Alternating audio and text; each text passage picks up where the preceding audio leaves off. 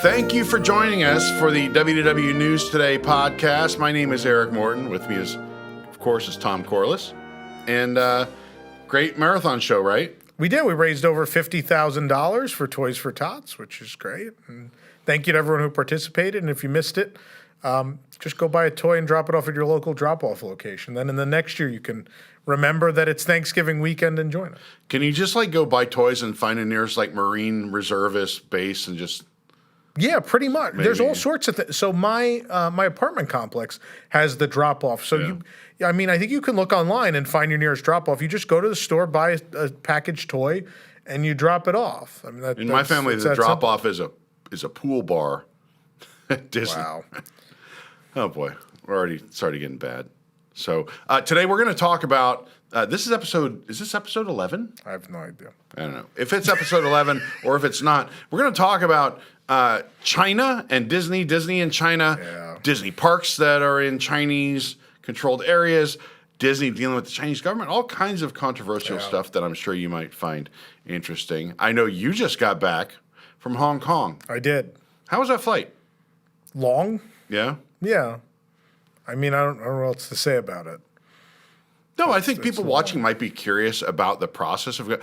I know we're going to get there. Well, the nice thing about Hong Kong, you don't need a visa to go to Hong Kong, right? So you can just book your flights and your hotel, and you can just go.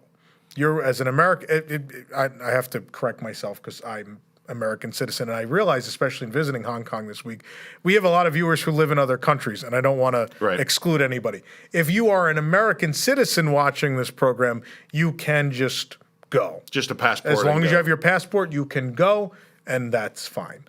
Shanghai is a different story. You cannot do that. You have to get a visa or do the transit visa thing, which I'd be happy to talk about for people. Let me just talk about it now. Yeah. So what we did when we went to Shanghai in 2019 was the transit visa, which is back now, which means you don't have to get a visa, but what you have to do is transfer between two other designated Asian countries on the other ends of your Shanghai visit, right? Okay. So what we did, the big trip in 2019 where we did Tokyo, Hong Kong, or Shanghai and Hong Kong, was we went to Tokyo for a little bit, flew from Tokyo to Shanghai.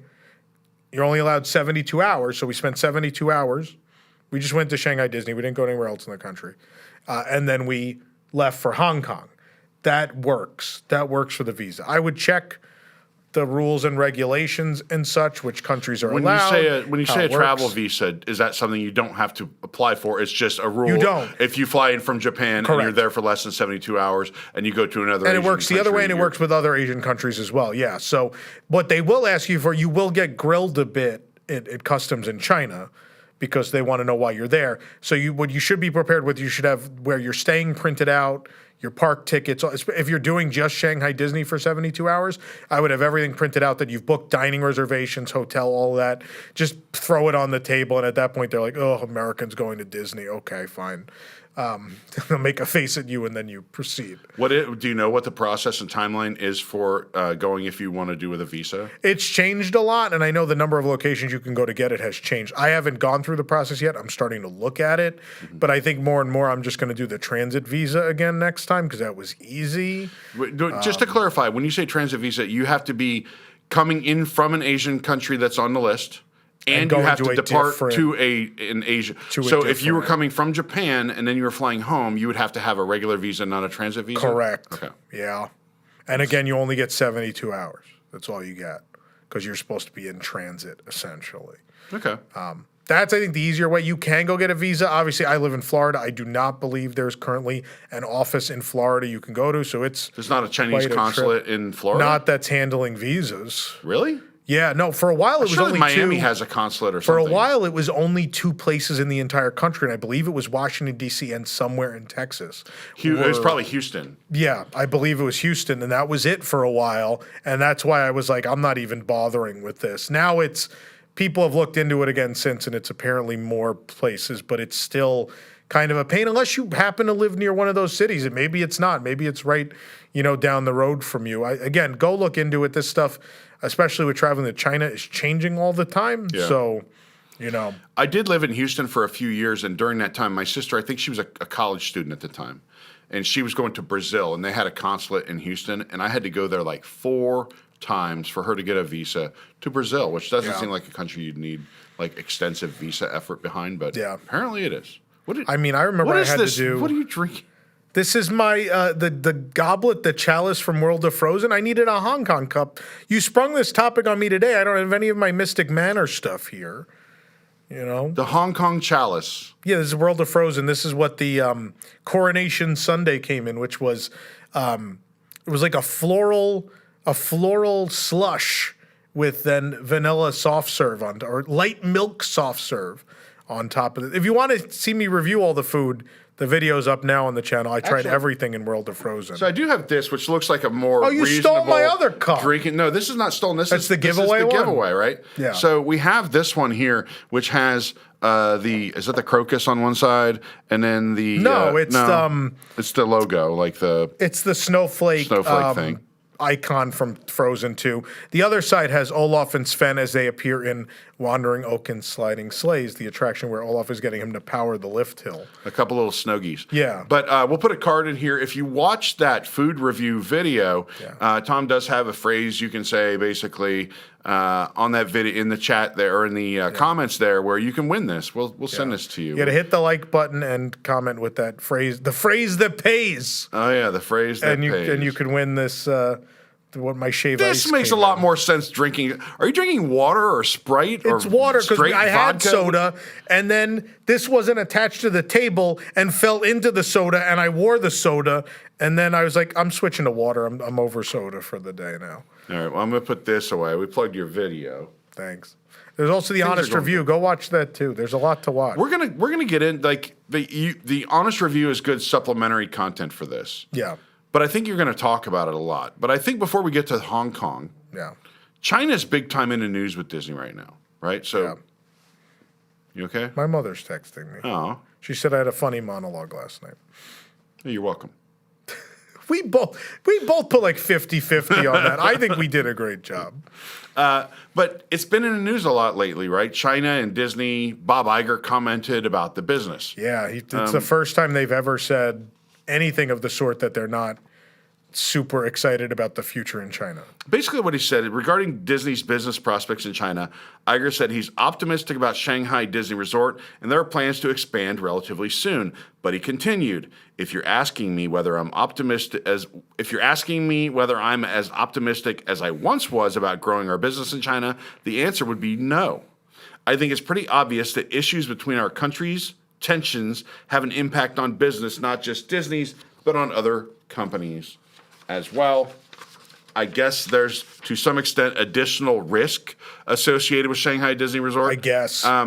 But not all the capital that we put in is ours. We have a partner there. That partner would be the Chinese government. It sure would, yeah. And so some of the risk is shared with a local entity. I'm not losing sleep over the risks that we're taking there at this point. But again, I think I'm somewhat sobered about the prospects of our company and other companies long term. People told him this before they built the park in Shanghai. So, like, we're all going to sit here and act surprised now? Like, I don't understand. Like, if I'm nobody, right? I am not a billionaire who runs the Walt Disney Company, nor am I a government official or anything of the sort that would have knowledge on this topic. But I knew enough. No political science degree, no training in global politics. I do have a degree in political science, but that's a different story. That's one of my 2 degrees. But I knew enough in 2019. I was like, I want to go finish my last 2 parks, and I'd honestly like to do Shanghai before something happens, and maybe the park doesn't exist anymore. Now, if me, of all people, has that thought, I assume they at some point had someone, risk management or something that came in and said, this is a very real possibility. This is a risk you take, that communist China we could go to war, or we could just have a general disagreement, or a million different things could happen that would sour this business, or the government might, disagree with us at some point and just take the park away from us, and we really can't do it. Are you talking about Florida or China? Wow. Wow. Yeah, we're going to get a lot of hate mail for that. No, there are some parallels, perhaps. Sadly. Yeah. But yeah, the whole thing is, if I had that thought in 2019, there's no way they didn't have that thought, right? They took the risk. But I think the whole world looked at China that way before Shanghai Disney was even announced, right? It was an emerging market. It was growing very fast. And people asked, like, oh, there's probably money to be made there. And everyone rubbed their hands together like this, all these major corporations. But everyone knew what the risks were. They knew it wasn't stable at that point. It was just an emerging market where money could be made.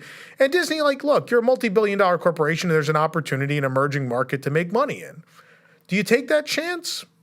In a lot of other cases, probably, but this is not every other case, right? This is you are an American-based company. The founder of your company is looked at as a true American icon, a real patriot for this country, right? Like Walt Disney bled red, white, and blue for sure, a real American company. Yeah. And you're going to go now get in business with a communist country in China. And there's a lot of things that reflect poorly on you at that point, right? Let's not forget, through all of this, when China was detaining Canadian journalists, right? That was a thing. That doesn't look good. You're an American company, and you're doing business with a country that's detaining journalists from a ally country, the United States. It's not good. I think, though, some of their risk is mitigated by the fact that they don't own all of this, right? They own 43%. Financially, but there's certainly a public relations risk, right? Right. But I think you have that risk anytime you build something big, right? Government, China to a larger extent, but in general, wherever you do business, you're subject to the whims of the government in power at the time. Generally speaking, they've had a lot of success abroad, or more recently, right? Depends. In Paris, the problems at Disneyland weren't related to the local government. No. Right? They're related to the apathy of the audience. On the road to Shanghai, they had actually had a lot more international failure than they had success, right? Because Tokyo Disney's a huge success. Right. But then Hong Kong was a disaster. Paris was a disaster. And so everyone just like, we'll do Shanghai. And like, well, the last two didn't go so well. I mean, now Paris is doing well, but Hong Kong's still a problem. I think that when you talk about dollars and cents, though, that's what rules the day, right? At the end of the day, those were the problems everybody wants to get right. But it's very hard for them to resist. China has something like 1.4 billion people. For reference, that's like, I think more than 4 times the size of the United States in terms of population. Yeah. That's a lot of money. But how much of that population can actually afford the ticket prices you're going to charge, right? Well, we'll get to that because we know, right? That we know that people take out even loans. though their ticket prices are cheaper than they are here in Florida or even in California, they represent a very large investment for a family to go to Tokyo Disneyland for the weekend, basically. Well, not Tokyo. Shanghai Disneyland for the weekend. Don't Tokyo's a very We're affordable. not going to talk about Japan in this episode. No, that's a whole different apologize. episode. Shanghai. Please don't lump them in with this. So I think they said like a family to go there for a weekend is like basically their monthly income, right? Yeah. Just park admission. No, it's that's well not buying. documented. That's not buying food and souvenirs and You'll staying see in a people bring their hotel. own food. Yeah. What's that? You'll see people bring their own food, but like I said, like it's well documented. People take out loans to go to Shanghai Disney. That's a thing. And in the other, really, I think the other risk, the PR risk, more than just having a park that happens to be located in Shanghai, it's probably some of the things that happened around the release of the Mulan live-action film. There was a lot that went on with this. Essentially, and I have some information. Also, Disney movies that have been censored in China since they built the park. Sure. Spider-Man and all sorts of stuff. Mulan was partially filmed in I'm going to butcher all these, Xinjiang Uyghur Don't worry, they're Autonomous not Region, watching. They're not allowed. in close proximity to detention camps for Uyghur Muslims. And Disney gave credit to publicity departments of CPC, Xinjiang Uyghur Autonomy Region Committee, among other entities. No. People didn't like that. No. People didn't like that essentially who knows? I haven't seen these camps. I don't know. Yeah. They are being compared to concentration camps. They are some sort of internment camp for an ethnic minority, right? So you have that. It's been hold on a second. There were allegations of mass incarcerations, torture and abuse, forced sterilization, forced abortions, and much more. Yeah. They're all being denied by Chinese officials. But this is something even people that were in the movie were They were supporting the actions of the Hong Kong police during some unrest that was going on in Hong Kong during the time. I mean, this is a place that, is unstable in some. I mean, it's not like they're on the verge of collapse, but in terms of things, look what happened in Hong Kong. Yeah. The public erupted into. These are people, many of whom were raised with a very westernized government. Yeah, I mean, a majority of people in Hong Kong do not want to be part of China. Yeah, that's right. not. So they were raised kind of with this under British, laws and customs, and then China takes over. And while they have some Western laws and things locally, they are still administratively attached to and subordinate to People's Republic of China. But a totally different. So this happens a lot where people, you bring up Hong Kong, people are like, oh, so you went to China, and I'm like, no, I did not. Like, it's completely different in that now they're under their control. Yeah, but I mean, you're talking about a country that had no free press versus a country that had a free press system. Right. And it's Hong Kong was very much a democracy, right? So right. So they're two very different things. Under the overarching theme here are two Disney parks. There are, obviously, the first there was Hong Kong, kind of a boutique park, you could say, right? Not designed to handle. Do you want to talk about the history? We could talk about the history. Do you want to do Shanghai first or Hong Kong first? Oh, Hong Kong's where the story starts, so we have to start at Hong Kong. Let's start from the very beginning. Yeah. Okay. So the Hong Kong government comes to Disney and says, we would like to build a Disney park, but we want you to promise us if we do this, you're not going to build one in mainland China. You're not going to build one in Shanghai. And Disney goes, oh yeah, we won't do that. We won't do that. Right. So they go in a partnership, right? Pretty much half and half. With I think it's similar to Shanghai though, right? It's like 43-57 or something. It's something like that, yeah. I think it's 51-49 even. I don't know offhand. But so a number of the government and a number of businesses go in with Disney on this to build this park. Now Disney at that point, this is the point at which they've decided they don't really see the theme park business as a highlight. They're spending less money on it, right? This is the era of the three worst parks they've early 2000s or 2005. This is the period in which they built the three worst parks they ever built, which Walt Disney in Studios sequence. Disney California Adventure opens in 2001. Mm-hmm. They open Walt Disney Studios Paris in 2002, and then this follows in 2005. And these are parks built on the cheap with very little to do, and the attractions that were built not to standards, right? To the point at which Hong Kong Disneyland could have been even. The Hong Kong Disneyland open, it was a flop. It was terrible. People hated it because they cut corners. But the funny thing is how much Imagineers had to fight to salvage what even is there, right? So the castle at one point was flat. It was a series of flats. It was like Streets of America. Kind of. Yeah. But at one point there was like a Small World version that was Mary Blair-esque, but it was all, because you can hide a lot in that style, right? Yeah. It's kind of like Michael Graves architecture, right? You can, once the world realized, they're like, oh, that's a cool art style, but also you can build things in that art style very cheaply. Yeah. And they realized that with the Mary Blair stuff. And so there was a period, I think art is out there, of this Mary Blair-esque castle, but they fought, and eventually I think they landed on what they could do effectively with the money they had was rebuild Disneyland. So they built Disneyland's Main Street pretty much verbatim, and out of Sleeping wood. Beauty Castle. Out of wood. Yeah, I read that. It's not concrete buildings. Really? It's made out of wood. Oh, okay. It's like when they built the other so they town built it the way in Disneyland Blazing built Saddles, it. like where they built the whole town, like the fake built town. the second fake Rock Ridge. There it is in Hong Kong. Yeah. So I didn't even know that, but I believe it. Yeah. And that's what that would have been built out of in 1955. No. Yeah. Yeah. It probably was very. But I was just thinking they had to go back and rebuild all of Main Street over the years at Disneyland. Yeah. But yeah, so I mean that's why that's verbatim. But then a number of the other attractions are clones, right? So the other thing that happened was Space Mountain. So Space Mountain in Hong Kong it's the Disneyland Space Mountain. But what was funny is that became a combined budget thing with Disneyland because Disneyland, very infamously, the ride broke in 2003. and they had to jump ahead a couple months in that refurb. But they essentially, the Space Mountain that opened at Disneyland in 2005 is an entirely new ride. It's all new track. It's all new vehicles.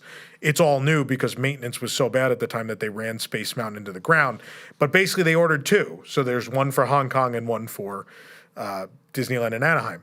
Another fun thing to decorate, the queue is very sparse in Hong Kong. One thing they have in the load area, the only prop to look at, there's this big thing that looks kind of like almost like a telescope. Okay. It's repurposed. It's from the closed Disney Quest in Chicago because, again, there was no money to do anything. People forget that there was Disney Quest in Chicago for like 2 years. It opened and closed very quickly. It became it's a big furniture store now. Oh, good for them. Yeah. It's a growth industry. What else? Also, like, there was a big fight. Tim Delaney fought with them to put Space Mountain where he felt it should go, beyond the berm, beyond the train, where the train went. And he said he tried to convince them, look, it doesn't actually cost more to do this. It'll look better. It'll look right. And they just were like, no, we think it costs more, and blah, blah, blah. And there was a big fight about it. And then they still built Space Mountain in the wrong spot. It's kind of off to the side, and it kind of blocks any future expansion. It's real. There's a lot of, and their Jungle Cruise. The Jungle Cruise is awful. Oh, yeah. It's all flat. It's just basically they threw animal figures wherever, like just all over the place. Like if you just told me, you gave me a week and had me build it in the studio, and I went and bought flats. Yeah, and it was so bad that I believe it was Skip Lang, God rest his soul, great former Imagineer. I believe he was one of the people that fought for it. I don't know who else was involved, but they knew the Jungle Cruise was so bad that they went into Michael Eisner. They took it up to Eisner and went, could we please have a little more money? We would like to do an original ending for the Hong Kong Jungle Cruise. And look, we got it to a point where it's really not going to cost that much more. We believe we can deliver it at this price. Can we please do it? And they let them, and it's that whole finale. They have a whole special finale where there's like I don't remember exactly what the story is. I didn't ride it this trip, but essentially you anger some sort of god, and there's this giant fish mouth in the rockwork, and fire forms on top of the water, and there's an explosion of water. Cool. The fish god then has this explosion of water that covers. It's a super cool ending. It's the rest of the ride is awful, but like those are the things they fought for to at least have the park have something in it on opening day, and then they spent essentially the next 7 or 8 years just trying to put more stuff in the park because people complained there wasn't anything good nor enough to do. It was a train wreck. And it was designed to be small. It was designed to have a second park. Yeah, but originally they said, hey, our goal is like 5.6 million visitors a year. For comparison, Magic Kingdom's like 17 million a year. It's like 68 acres. Magic Kingdom is 107 acres. So we're talking about small goals that they still executed. Well, yeah, but how much is that? Is it Disney misguided the Hong Kong government, right? Because there is well-documented proof that even before Hong Kong opened, they were already working on Shanghai. I personally owned plans that are dated before the opening of Hong Kong for Shanghai. So Disney pulled an okie doke on the Hong Kong Disney didn't want to spend the money, right? So they convinced them like, oh, you want to have like a small regional Disneyland that does this much attendance and only has this many rides and blah, blah, blah. Knowing all along that they probably financially didn't believe in Hong Kong Disneyland and were like, well, someday we'll do the mainland park and that's where the real money will be. So like Disney management screwed them over. Right. But what's funny, what happened is I think Bob Iger came in and management changed so much that I think people had a conscience suddenly about how things turned out. And they spent the next couple of years really working hard to improve that park, right? Pretty instantaneously. Autopia and the little Tomorrowland expansion happened. And then they got to work on what was the big deal at the time was essentially trying to fix the 3 garbage parks, right? So DCA, Walt Disney Studios Paris, and that. There were plans formed pretty immediately once Bob Iger came in to fix all 3 of those. And that plan in Hong Kong quickly became Toy Story Land, Mystic Point, and Grizzly Gulch, which 2 of those lands are 2 of the absolute best in any Disney park and 2 of the best attractions Disney has certainly done since Walt Disney passed away, I believe. The park does consist of 8 themed areas: Main Street USA, Fantasyland, Adventureland. It opened with 4, by the way. Yeah, Adventureland, Tomorrowland, and then the ones they've added: Grizzly Gulch, Mystic Manor, Toy Story Land and World of Frozen, right? So World of Frozen obviously just opened. Which you could tell they're added because you have to leave the park to go to all of them. Do you really?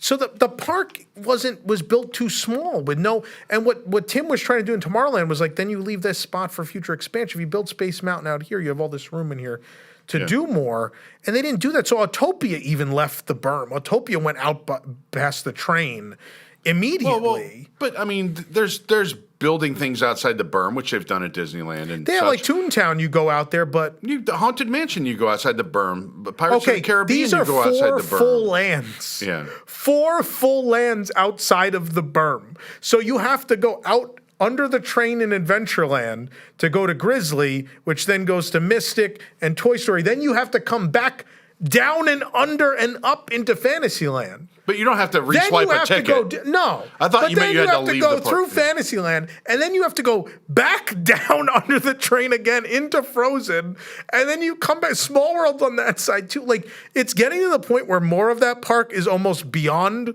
the train than there is in the train circle, which is insane. That does sound a little odd.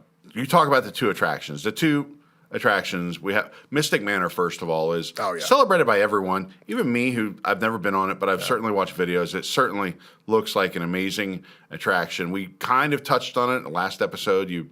I believe you just mentioned it. Yeah. We talked about how it was kind of, if you love this magic that they create, where you take the things you love about the Haunted Mansion and Pirates of the Caribbean and add modern Imagineering technology and imagination to it, and you kind of start to get there, right, with the trackless ride similar to Honey Hunt, and you add all that together and you have something that's truly magical and memorable. You have the only thing I think that's opened in the last 20-something years that feels like Mansion and Pirates and Journey into Imagination and all those sorts of classic, Disney attractions, like the hallmarks of the 60s, 70s, and 80s. Mm-hmm. It feels like it belongs with that group, but it is built with modern technology, right? That was the first time Disney themselves built a trackless ride of that kind, right? Obviously, we could talk about Great Movie Ride and Universe Energy, but it's a very different thing. I mean, I think one analog to it could be,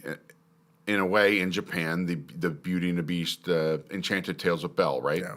I think where there is a kind of jaw-dropping special effect, you're in a trackless vehicle. I've only watched videos of this. I think it's really cool. There's some moments, there's some beats they might miss on it, but in general, a very cool attraction. I think that's the closest thing I would compare it to, but a lot of people haven't been on that either, so I don't know if I can compare. Well, I compare it to Rise. I mean, Rise doesn't feel the same, but Rise is, you can't say Rise isn't great. If you rode Rise, if you go to Disney and you get on that, and nobody's been on it before, and you all ride Rise, you get off and you look at each other, you go, that was pretty freaking cool. It's great. When it all works, that was pretty cool, right?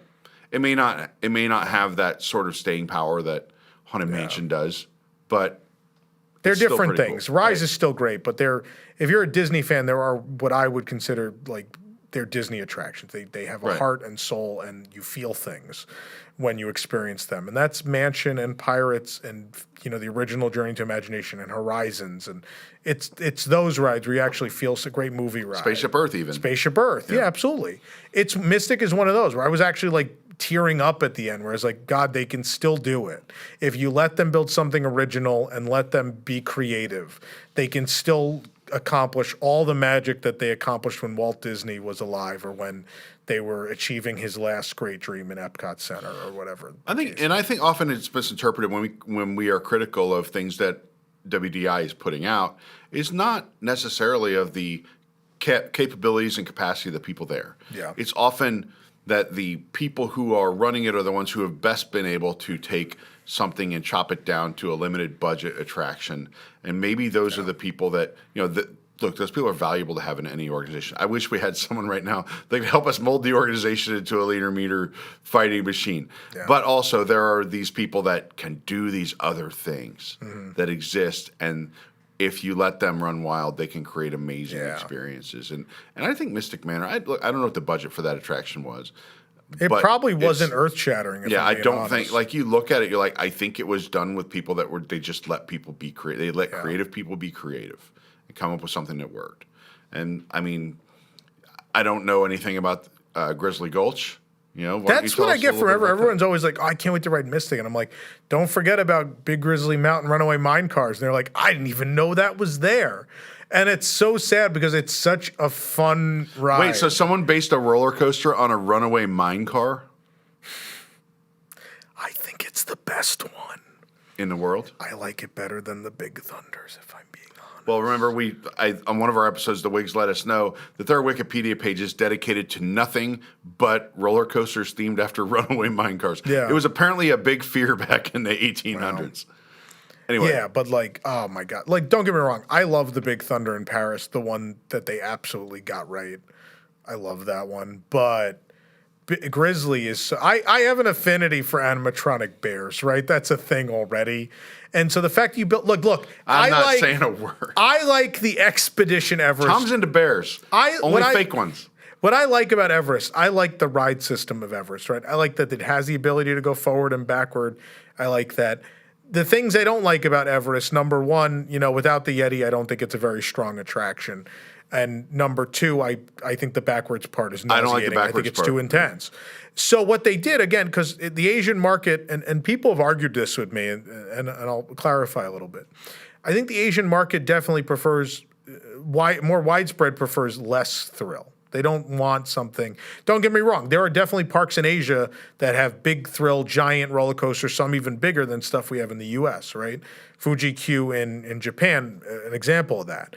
But far and wide, a far greater majority of the theme park going public in Asia likes a more mild thrill that's proven by attendance and success and all of these. Well, I think what I've heard from others is, particularly about Japan, but a society where you sort of suppress your inner self, right, for the sake of conformity, and they like to go to these places where they could be themselves and kind of scream their heads off on anything. Yeah. So they might be screaming their head off on something that we don't find to be a particularly thrilling attraction. It might just be part of that catharsis of letting go. Yeah. It may not be that they're actually terrified of it. I thought that, but then we've talked to people in these countries, and there's people that legitimately told me, they're like, no, the Wandering Oak and Sliding Sleighs, like I was holding on real tight, like not for long.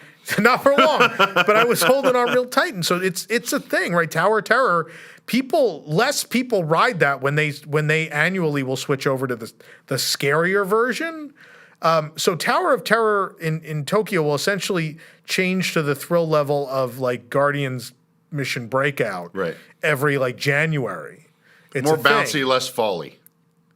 No, it's just more of both. Yeah. Like just more airtime. Yeah. The version that runs regularly is the tamest Tower of Terror ever, like slowest drop speed. It's like actually shortest being in an profile. elevator. Like if you actually go into an elevator I equate it to being in an elevator in a skyscraper. If you ever go to like Empire State Building or something like that, and the elevator's that fast, that's all you feel on the normal Tower of Terror in Tokyo. But when they notch it up, it's like, oh, now it's not only is it the best themed Tower of Terror, now it's actually the most fun. Let's talk about elevators. Let's get off topic. We didn't talk about Grizzly yet. I don't want to. But you Grizzly have me already inspired. doesn't get respect. You have me inspired. Look, the weirdest elevators I've been in, St. Louis, the Gateway Arch. Yeah. It's like a little capsule you get in almost. You have also in New York. Where does it go to on the arch? It's a capsule because it kind of goes up in a curve, and you get it to the top, and you can stand up there and There's look out like a thing on top. I didn't even know that. I had no you idea. can stand in there and look out the window. There's windows. I had no idea. Yeah, I did it when I was young, so I don't know how they do it now, but that's how they do it when I was a kid. It was like you got in a little you got into a dryer, right? Then you have. Obviously, Empire State Building you touched on. One World Observatory, the Freedom Tower. One World Trade. One World Trade Center. That one, super fast and really cool because they have these LED walls and they show New York through a timeline of like when it's kind of swampland and then a few buildings and then what it is now. By the time you get to the top, you see the whole thing. Yeah. And then another really scary elevator is Marriott Marquis in New York. Any of those things where you are in a glass elevator looking at, they have one in Grand Cypress here, or whatever it's called now, the Hyatt Regency, where you're in a glass elevator, but you're in a big atrium that's 40 stories high or whatever it is in New York. And you're up there. When that thing goes up, it's moving along pretty good, and you're kind of rising or falling as it may be. It's not for the faint of heart. Okay. Anyway, you go back to Grizzly Gulch. Grizzly Gulch deserves love and respect, and it's going to get it today. So it's the Everest ride system, but made for a family coaster, which is super fun. So you go up a lift hill and down, you go around a bit, and then you go up another lift hill, and a wire snaps, and then there's a backwards portion, and then... But it's not like the backward portion of Expedition Everest, where it's just like you're going, all right, that's enough. No, it's way slower and more fun, I think. And then the culminating scene, it's really charming. It's this a mama bear and a baby bear, and they're trying to reach for fish. Like one of the miners was cooking fish on a wire, and the bears are leaning on a plunger. And so accidentally when the mom's reaching for the fish, it accidentally leans on the plunger, and the mine explodes and you shoot out of it. And then the end scene is the mom and the baby in the mine cart they were in. They got blown out of the mine too, and they're eating the fish now cooked from the explosion. There's a little smoke coming off the fish. Yeah, it's super cute. It's such a fun and charming ride. The land is really pretty. I love the mountain. It's shaped like a bear. Way better job than Grizzly Peak did at DCA. It's a really cute, charming ride. I love it. I think it's classic Disney and not to be slept on. Well, you talk about beauty. I think having seen a lot of pictures and videos from this park, it is geographically the most beautiful Disney park. Yeah. Mountains in the background, green. I don't know if you call them mountains. We showed it on the last very show. Tall hills. Right behind the castle. Look, that castle is a stunner too. They replaced the. We talked about they had the flat castle. They have the Castle Magical Dreams. But looking at it, it's stunning. It's beautiful. I don't know that it has the classic beauty of the castle in Paris. Like it. You don't like it? Well, it has elements that look like Prince of Persia or something. It's cool because they tried to represent every princess, right? So there's like a turret for each princess, essentially. Yeah. But I think it is beautiful, especially compared to what was there before. No, the flat. I think the regular Sleeping Beauty Castle with this giant mountain behind it was super. Like it's a charming park. It's small and intimate. Yeah. And, I tried to like the new castle, and the more I looked at it, I'm like, the only time I was like, now I get it, was Momentous, the nighttime projection and fireworks show. Is every show just going to end in OUS now? Yeah, it seems Harmonious, to be the thing. Momentous, Wondrous, Luminous. Yeah. I think that's what put them all in a group. I think it was a cutesy thing, Disney Live Entertainment and Imagineering Dead, where it's like this is the current generation, and so they're all getting. That's like Epcot using the word names. refreshment for everything. Well, yeah, refreshment port, refreshment stand, refreshment out. I think it's cute. I like that they're all of like one generation and they all have the OUS. It's less cute when some of them are bad, but we're gonna find out on Tuesday. Watching Momentous and then seeing what the castle was doing with the projections, I'm like, this is definitely this was designed with the intent of, we know we're going to projection map this and we know we're going to do a show on it, and what are the things we want to be. What have we learned from having to projection map a bunch of pre-existing castles? What have we learned? What are the surfaces or things we would like to be able to play with in a projection show? Let's make sure those elements are on this castle since it's the first one we're building. It's a highly dimensional castle. There's a lot of nooks and crannies. There's a big flat surface at the top, which the coolest thing was that weird oblong double window in the center. The coolest thing was that Momentous, the theme is, I love the theme, which is it's like the story of life. It's like from birth until death and beyond. There used to be a whole pavilion of that at Epcot. Yeah. So it's the story of your life from when you're born to when people pass away. And so they call it I think they call it the show of a lifetime. And I'm like, that's a brilliant tagline. Like it's a great show, but also it is literally a show about your lifetime. But the coolest thing is in that window, like the countdown of the show, they have a pendulum with the clock pendulum swinging back and forth, counting down to the show. And I was like, it does kind of look like a grandfather clock. That's really cool. So I don't think the castle's pretty, but I think Momentous in a lot of ways makes up for it because they use it really well. I think it's pretty. I think it's pretty. When you see it in person, you judge. I haven't been there. In photos, I was like, I think it's okay. I remember we went, it was under construction last time I went, last two times I went, so I never got to see in full the original castle, right? I got to see a little bit of it behind tarps with the mountain. They hadn't started going vertical really in 2019, but when I went in 2020, most of the new castle was there. And I remember you get to the side view and it's like oh my God, the castle's like this. It's Is this it? thin because you built on top of Sleeping Beauty Castle. What are you going to do? Yeah. And I just remember thinking like, oh, the scale is real bad. But It's not so bad for Main Street. I just don't think it's pretty. I don't like it. I don't know. but they do like a pretty decent nighttime spectacular there. They do the full Despite fireworks that, on the they mountain can't do and like everything. they can't do full fireworks. So a lot like all the other It's like parks. 4th of July in it's Oregon. that low. It's like that 6 feet off the ground. it's like all that low level stuff, right? So the stuff you'll see a lot in Paris and yeah. Tokyo. Well, no, No drones? Tokyo shows are bad. The fireworks from Tokyo are awful. No, they had drones for the Christmas tree. Oh. The Christmas tree lighting, so that they're now the second Disney resort to have a regularly operating drone show, That's pretty cool. which we'll upload. Maybe by the time you watch this, it'll be uploaded on the channel. I keep forgetting to upload it.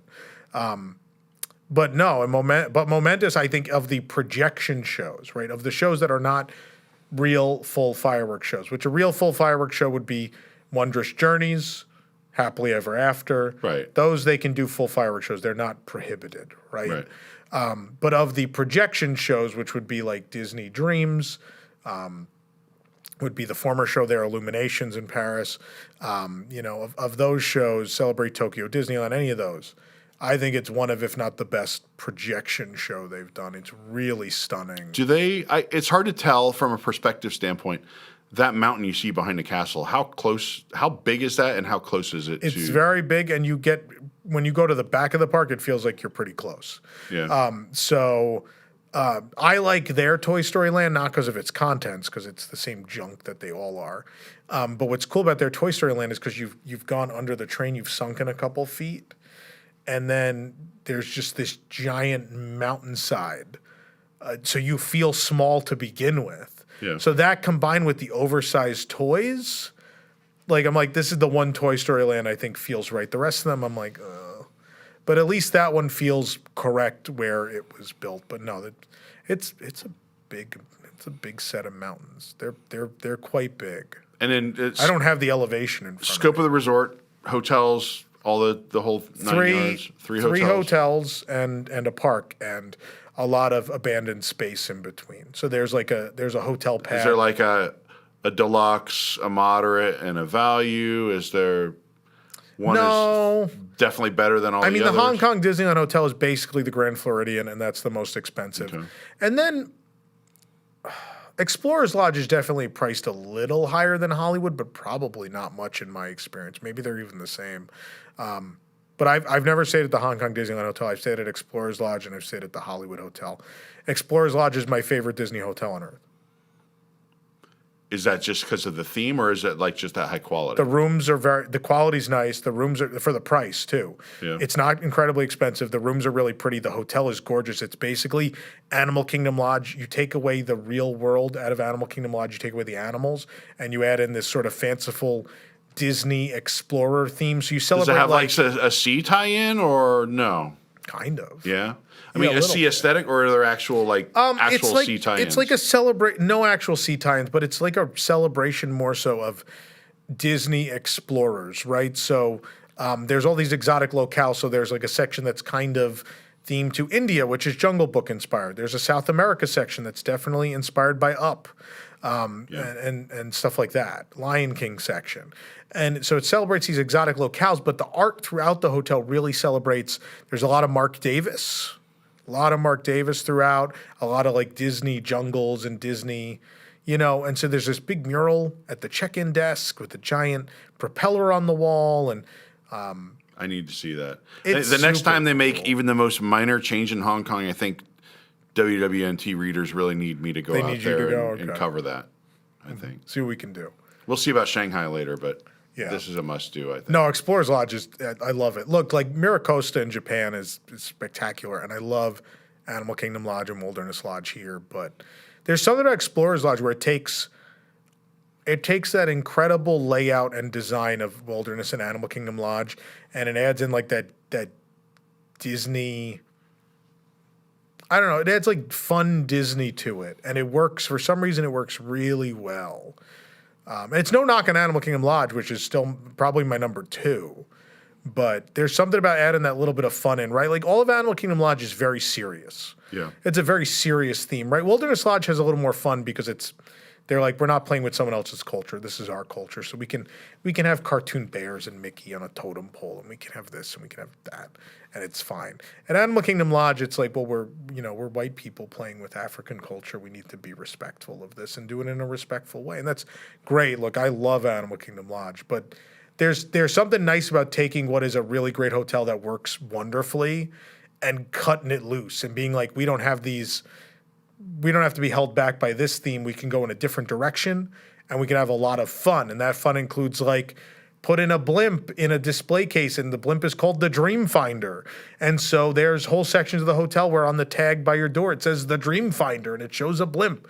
It's definitely not made for the local audience. That's made for like the diehard fans around the world who are going to come there, because I would assume a majority of the local audience has no idea who the Dream Finder is, and there's no meaning to that. So the accommodations themselves, very Western, or are these distinctly No, they're Western. Hong Kong? It's pretty much like being in Florida. They're all very, very much American hotels, yeah. Because I know in Japan they are very nice, but they are also distinctly Japanese in some ways. Like from the slippers and pajamas they give you, and the way that their bathrooms are set up, where they kind of have a wet room, basically, that's like, a shower and bathtub type of area that's well, here's the distinctly thing. different from the way we say robes and slippers and all of that is not American hotel style. It used to be. Yeah. Those are all things we did that everyone kind of borrowed. And now we as a country are so into cost cutting that we got rid of those things, right? So the things that are missing from here are still very much in not only the Disney hotels in Asia, but the Disney hotels in Europe, right? Postcards. Having postcards and stationery for you to write on, or you can just take them home. Having slippers, right? When I did, now every hotel room. The toothbrush thing. Yeah. Yeah. Oh, no, and the hotel in Paris, like all the custom bottles and everything, right? Yeah. Even Cheyenne and Santa Fe, all the rinky-dink ones have special shampoo bottles with Lightning McQueen or Bullseye and Woody on them. You mean Flash McQueen? Flash McQueen, yeah. And the slippers, right? If you get a suite in Paris, like when I did the Avengers suites, or all the Hotel New York Art of Marvel suites, they all came with different slippers, right? So it's just a thing we've gotten rid of here. It's not a thing they've gotten rid of everywhere else. So it's not necessarily an Asian hotel thing. Now, the shower and such in both Shanghai and Hong Kong, the bathrooms are very much American. They're like us. Because I know in Japan, I can watch a room tour of a Japanese hotel and I can be like, this is probably Japan. There are just the little touches that are a little bit different. The shower's going to be the way that they essentially separate on the floor, right, outside the tub. Yeah, even at the nicer hotel, it's going to be like. But then if you stay at the Celebration Hotel in Japan, that is full blown Japanese hotel. That is in no way. I don't even stay at the Celebration Hotel here. It's like a mile away. But everything about that, because that was a hotel they bought and converted. Yeah. So it's still very Japanese in every way, shape, and form. But I would dare say the Toy Story, Miracosta, Ambassador, and Tokyo Disneyland Hotel they're mostly in a style that Americans will be accustomed to, but probably where they deviate the most is the bathroom. Yeah. And before we go back into the park, just because people are interested in visiting this, is this we easy? can see what the WIGS are saying. Is this easy from like flying in to getting there, and transportation is simple? Nearly everyone is fluent. The signs are in English. My cab driver was fluent. So as far as getting there, right, there's plenty of flight options from the U.S. There's tons of places you can go from. There's lots of good airlines. I've done in the past. I've done Delta. I just did Delta partner Korean Air. They were great. The planes are a little dated, but super comfortable, great service. I really loved them. I would definitely fly with them again. And that was and I flew coach, if you will. It's not called that anymore, but there was a ton of space in coach. I was comfortable, and I'm a bigger guy. But they were great. But as far as getting to the park from the airport, you can wait for the train if you want. The taxi ride's going to be $12 to $18 and takes all of probably 12 minutes. Okay. I would just suggest that instead of the train, especially if you're probably coming from here, you probably have a decent amount of luggage. You're probably going somewhere other than Hong Kong, or at least are going to be there for a while. So I would suggest the taxi. Is this pretty close to all the stuff you would want to do in Hong Kong too? I realize you didn't have time on this city's just across the bay, Yeah, you could. You take one of those could- little junks across the bay and You could, but you Yeah. could effectively your home base of operation could be one of the Hong Kong Disney hotels, and you could just take the train. Yeah. The train station is right at the park. You could take that train.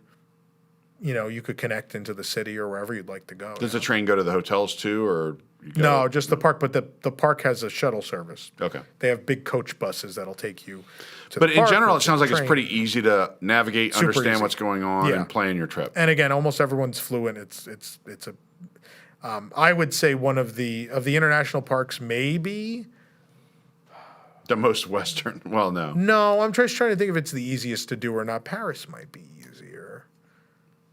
Paris will cost you more though, especially if you're staying on site. But Hong Kong might be if it's not the easiest, it's the second easiest to go to. I would say even easier than Tokyo, but you get a lot more out of Tokyo, I think. So now you went to World of Frozen, Yeah.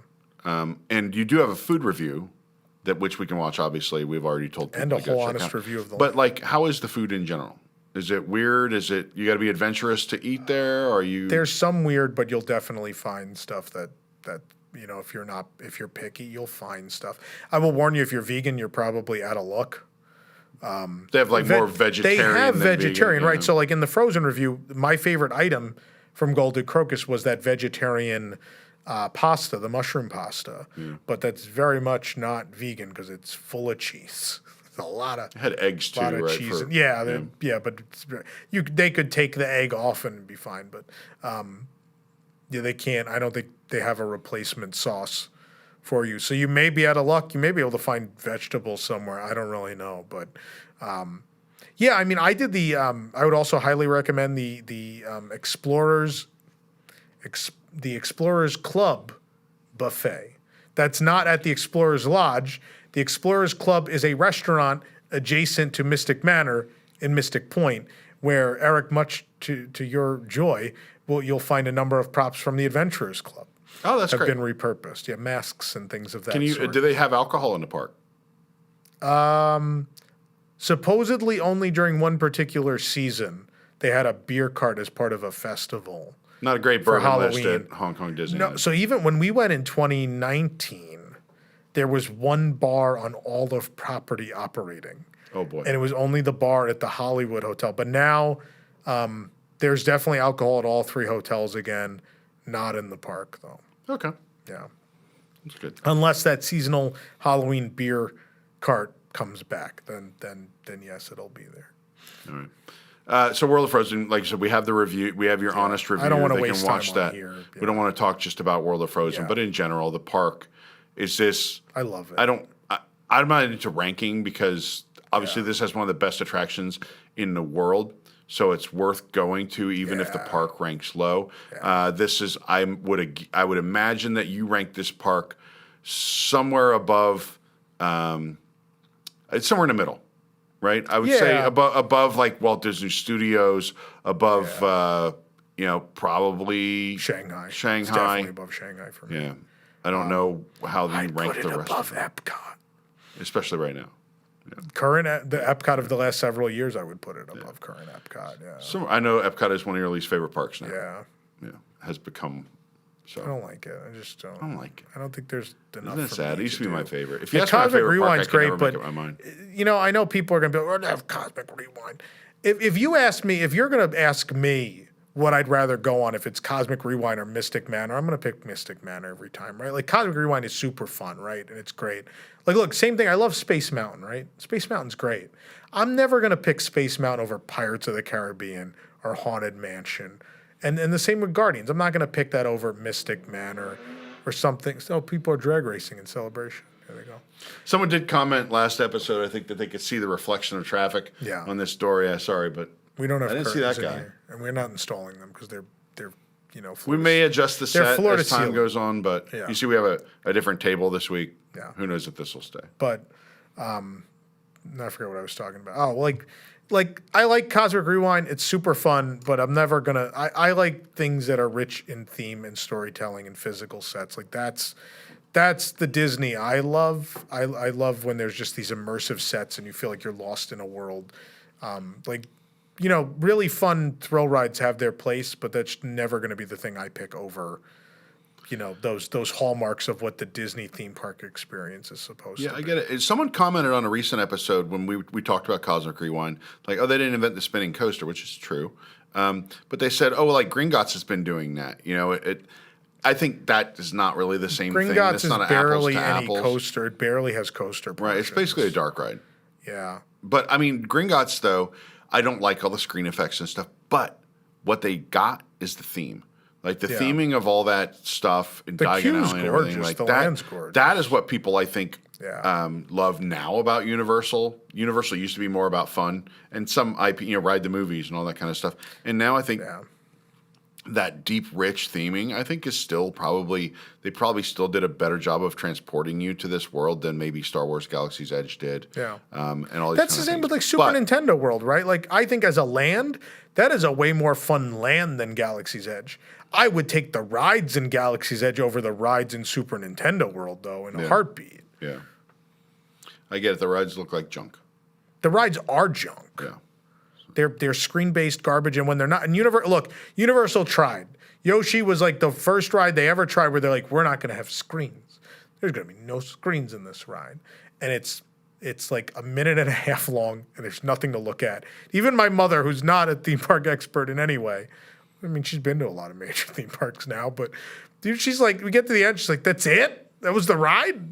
That's the whole When thing? I saw the land, like the preview videos, just from outside, from a distance, I see the Yoshi thing. I was like, oh, it's got that. The land has that kind of kinetic energy we talked about last episode. Oh, it's great. But I thought that Yoshi was almost kind of like a Nintendo people mover. I thought it was going to go all throughout the thing. It's a way to relax and see the whole land. And then I watched a video of it, and I was like, really? This is like a load area and an unload area. Yeah. That's basically the Goes ride. around You one go little outside corner. briefly, right? And it was... It's a shame. I don't mean to get us off track because we're talking about... shame. Yeah. I don't know if you have anything else you want to talk about Hong Kong before we move on to Shanghai. I love Hong Kong. It's like I think it is the most charming, outside of original Disneyland, I think it's the most charming park. And it does, and everyone says this, it captures what Disneyland probably was like in like 1969, where you have two incredible, insane headliner attractions, right? In Pirates and Mansion. And then this, just this quaint little park, and it's not super busy, and it's just really, really a good time. They have a Pirates that's good? They don't have pirates. Oh.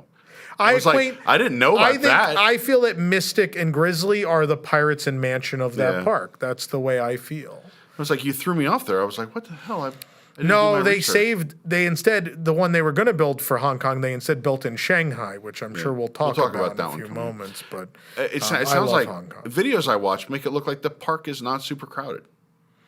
This was the busiest I've seen it. I made the joke. I mean, it's a joke, but it's honest.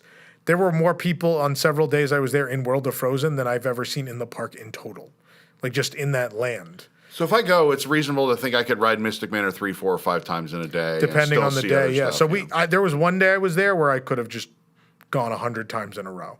Then there were other days where Mystic was 30 to 45 minutes because the park was busy because people came for World of Frozen. But their attendance has definitely picked up. It's not, when we went in 2019, it was pretty empty. And when I went back in 2020, it was even emptier because that was the time period of I guess, the riots. Yeah. I was alone. You go watch the video of Paint the Night I have from Hong Kong. I'm the only person in town square. Like I have a whole private performance of Paint the Night, and you'll see every performer looks at us at the camera because I'm the only person there. Wow. Yeah. That sounds cool. It was a good time. I'm glad I got to see the park before that, but I highly recommend still seeing it now. I think it's a great time. Well, we're going to do videos where we talk more about going there and what you need to know and what you do, and what you should and shouldn't do. We're going to do that for all the international parks at some point, especially early next year. But for now, I've given you as much of a primer as I can, but that time will allow right now. Shanghai Disneyland. Oh, boy. So this is a partnership between Disney, who owns 43% of it, and a number of companies that are government-owned in China. Yeah. And I know forever, when we live stream or whatever, people would bomb in there and say dumb things in a chat like, oh, China owns 57% of Disney. That's not true. They own 57% of this park. Of a resort, yeah. Of this resort. It is very large. So this is 1.5 square kilometers. It's 370 acres. Magic Kingdom, as we talked about, is like 107 acres. A big part of this is dedicated to a picnic area and what would be the hub, really, for the Magic Kingdom, right? In front of the castle, there are all these gardens that are acres and acres of picnic area, apparently, according to what I read. I don't know if there's really picnics. Gardens of imagination. There's rides in there. Yeah. The Fantasia Carousel and Dumbo are in there. Well, what it basically said is that culturally, Yeah. sitting down for long meals is They probably different do the way that. that they do it, and they Yeah. like to have picnic area for the grandparents and parents and kids to all sit there and take their time enjoying themselves. Yeah. That's what I read. Who knows if that's true? But what I'll say is this park is gigantic. It sounds very gigantic. big. I mean, There's a more lot than of- 3 times the size of the Magic Kingdom. Yeah. There's a lot of uninhabited space in it. There's a lot of. I have never been to a Disney park where it's so clear how many expansion pads have just been left Yeah. sitting there. There's a lot of just you leave one land and there's not even a transition. There's just green space for a while, and then you finally find the other land. Opened in June of 2016. Construction costs kind of like I think originally they budgeted like $3.5 billion. It's unclear if all that is the resort or the park itself. I think it ballooned to $5-6 billion It was eventually. a disaster. Yeah. Kind of a disaster. It's near the coast, not on the coast, but near it. Yeah. And it has, let's see, the themed lands. 1, 2, 3, 4. Well, Mickey Avenue instead of Main Street USA. Yeah. That makes sense. Gardens of Imagination, Fantasyland, Treasure Cove, Adventure Isle, Tomorrowland, and Toy Story Land. Also notable is this is, I believe, the only Disney park where the castle park where they flip the hub, right? So you go to the left to go towards Tomorrowland, and you go to the right to go to what their version of Adventureland. It's kind of a mirror image. It's what I read. It's what I read. It's what the kids are writing these days. Pricing, it's the price for ticket. About $75 for an adult and $60 for children on holidays and weekends, and around $60 for adults and $45 for children on weekdays. There is a note that a 2-day weekend ticket for 2 adults and 1 child comes close to China's average urban monthly wage. So, people may be mortgaging their house or taking out a loan to be able to do this. Disney. I mean, not that people don't do that here, right? Yeah, I mean, Come to Disney World. Attendance has ranged from around 5.3 million people in a year to about 12 million. Like we said, Magic Kingdom 2022 was around 17 million, I guess. yeah, So back to normal. not super packed. And if you ever want to look at what an abandoned Disney park looks like, we got some looks when this park was shut down during COVID. Yeah. Pretty horrific Everything looks of the overgrown, landscaping yeah. being overgrown and Yeah. destroyed almost. Just to look at what happens if there's no one there to take care of places.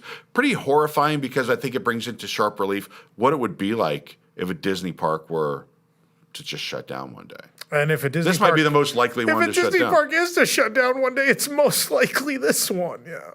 Right. So they have those. There used to be a show on, I don't know if it's Discovery or History or whatever, like Life Without People. Yeah, where they That's kind of what the park looked like. Some of showed those you what pictures. things would look like. Yeah. Yeah. It's not pretty. No.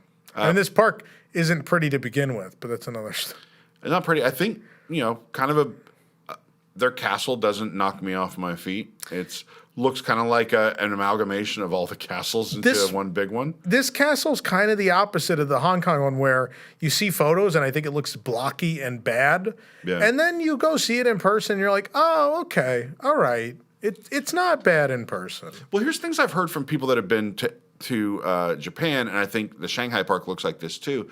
You get these pictures here in Florida with a bright electric blue sky popping behind this gorgeous castle soaring to the sky, and it looks amazing, that contrast. And some of these always everything just looks kind of gray and muted, and the sky is gray. I'm told in Japan it doesn't actually look like that, but for whatever reason, the photos are always kind of like gray. In Shanghai, it does look like that because of, smog. Yeah, it's smoggy, right? Yeah. So my favorite view in that park is the big drop on Seven Dwarfs Mine Train, where you look out into the distance and all you see is power lines and factories. It's great. That's great for the people working in those factories that can never afford to go there to be able to see in the distance, like people having fun on a roller coaster and going on. I always wondered that Dr. Phillips High School here in Orlando is right across the street from Islands of Adventure. Yeah. And I've done some work because I did some work with the school system at one point. And standing there, you can definitely hear the people screaming on the roller coasters and see every now and then catch a glimpse of something going by or whatever. That's got to be a hard environment to work or learn in, I think.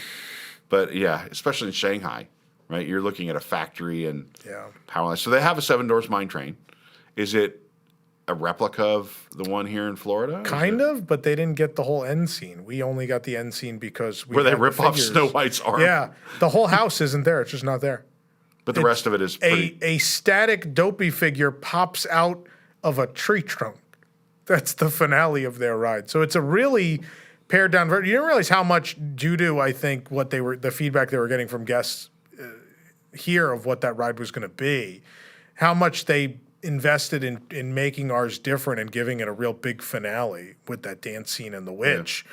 And then you go they had the animatronics laying around here already. Yeah, they had all the figures. They built the Dopey and the Snow White, though, and they built the witch. Those are all new. Yeah. And they built the house. I mean, so it wasn't a cheap change, but ours is considerably nicer than theirs is, I guess you'd say this is probably, of all the foreign parks, this is the most foreign Disney park. Yeah. You're in China. Not a lot of people probably speak English in that part of No, they do. Do they? Yeah. Probably less than would do it in Hong Kong or, I don't know. Yeah, definitely less than Hong Kong, but not much less. Yeah. But, I mean, they were openly rude to us the majority of the time. Openly rude to you? Yeah, they were not nice to us. Please expand upon that. I don't know how much I want to get into this because I don't want... Because you stick out like a sore thumb, a very large The point white of this guy. episode is not... The point is, we're not being racist here, right? That's not what we're trying to do. I'm not asking you to... No, say something racist. I'm saying, like, there are two different ways of life, right? Like I was raised, thank God, in a country where we are free and it's a democracy, and that's great. And these people, to no fault of their own, were born into a communist government where they have lived, I think, a much harder life than we have lived. And there are some things that come from that. And also, like, I don't know, if the government tells you every day that America is evil and mean, and then when Americans come, maybe you're not going to be nice to them. I don't know. I give them the benefit of the doubt. Like pointing and laughing at you, or just not getting out of your way? No, like a bunch of different weird things. Like we asked very nicely at one point for the front row on, there's no one. We went when no one was there. For some reason, the first 2 days we were there, no one was there, which no one could believe on Twitter. I remember tweeting Tron was a 5-minute wait, and people were like, when did you go? What is happening? What? Because everyone else who had went in those 3 years said they waited hours. Right. And we're there and there's no one there. And so there's no one there. So we're like, why don't we ask? We can ask for the front. And we asked, could we please have the front row? Like, we'll wait if you want to put other people. Yeah, absolutely, sure. So what happened? So number one, what happened is the man rolled his eyes at us. Then he put us in a spot, and then they weren't using the lockers when we were there. So instead of lockers, they had, because it was so not crowded, they had these rolling, like, Rubbermaid bins with partitions.